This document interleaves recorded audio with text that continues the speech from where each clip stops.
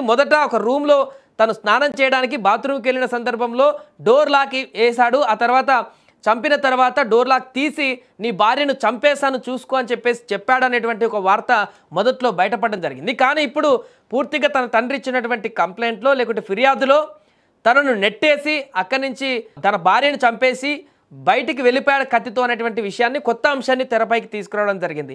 నిజంగానే ఇలానే జరిగిందా, లేకుంటే అప్పుడు ఒకలాగా చెప్పి తండ్రి ఇప్పుడు మరొకలాగా మాట మార్చాడా? ఒకవేళ మాట మారుస్తే దానికి గల కారణాలు ఏంటి? ఎందుకంటే తను కూడా ఒక మాట అన్నారు. అంత్యక్రియలు జరిగేటువంటి సందర్భంలో తల్లికి తలకొరివి పెట్టడానికి తన కొడుకును కొంతసేపు పంపించండి, వదిలిపెట్టండి అని పోలీసులకు రిక్వెస్ట్ కూడా చేశాడనేటువంటి వార్త కూడా మనం చూడడం జరిగింది. అంత్యక్రియల సమయంలో ఇంత దుర్మార్గానికి పాల్పడ్డటువంటి కొడుకుని, ఇంత దారుణమైనటువంటి హత్యకు పాల్పడ్డటువంటి కొడుకు పైన ఎందుకు ఈయనకి ఆ మాత్రం సింపతి అప్పుడు లభించింది అనేటువంటిది కూడా ఇప్పుడు చర్చకు వస్తుంది. ఆయన చెప్పినటువంటి రెండు రకాల వాదనలతో.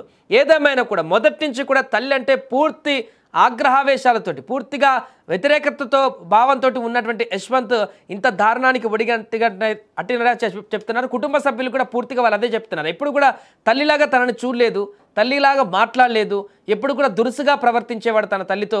ఫోన్లో కూడా ఎప్పుడు మాట్లాడినా కూడా డబ్బుల కోసం మాట్లాడడమే తప్ప ఇంకా వేరే దేనికి కూడా తన తల్లితో మాట్లాడింది లేదు. ఎప్పుడు కూడా చులకన భావంతో చూసేవాడు తన తల్లిని. పోలియో ఉందనేటువంటి కారణంతో అంటూ కూడా కుటుంబ సభ్యులు కూడా చెప్పడం జరిగింది. ఈ సందర్భంగానే ఆమె ఎక్కువగా ఫంక్షన్లు కూడా అటెండ్ కాకపోయేది, తన కొడుకును కూడా తీసుకురాకపోయేది అనేటువంటి విషయాన్ని కుటుంబ సభ్యులు కూడా చెప్పడం జరిగింది. ఏదేమైనా కూడా ఇంత దారుణమైనటువంటి ఘటనకు సంబంధించి విచారణలో రోజుకొక అంశం తెరపైకి రావడం అయితే ఈ హత్యకు సంబంధించినటువంటి కొత్త ఆలోచనలను, కొత్త ప్రశ్నలను అయితే లేవనెత్తిస్తున్నాయి.